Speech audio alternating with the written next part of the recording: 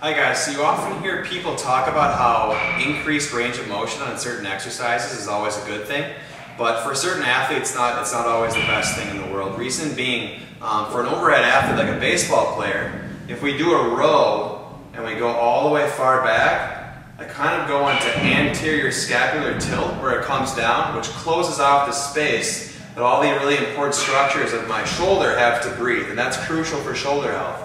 So you'll often see someone on a row, for example,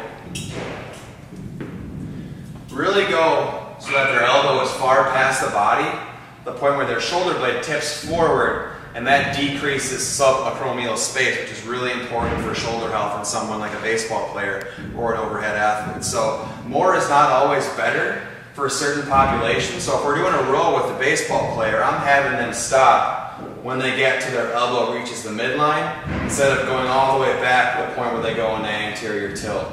So I'll just have my hand behind them and say, go till you reach my hand.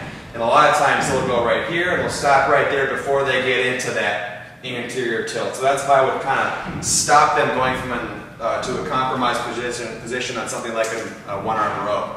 Another way you can decrease range of motion for something like a push-up is by putting something like a half roller or a pad underneath the athlete's chest for a push-up. So if I go into a push-up and I go until my chest reaches the floor, you can see my elbows are way past my body, kind of irritating the structures on the front of my shoulder like the biceps tendon, for example. So if you have a half roller or a pad just underneath the athlete's chest, and just have them come back up when their chest reaches the pad. So in this case, I'm right back up, and as you can see at the bottom position, my elbows are even with my body, and the pad prevents me from getting any further into a compromised position. So easy way you can limit the range of motion on a push-up. Lastly, for bench press, same exact thing. You can imagine me laying on my back, bottom of a bench press, elbows behind my body. So an easy way we can work to prevent this is by doing the bench press on the floor. Some we call it dumbbell floor press. So here, as you can see, knees up, feet flat. The floor prevents me from getting elbows behind my body. So pretty much just a dumbbell bench press on the floor.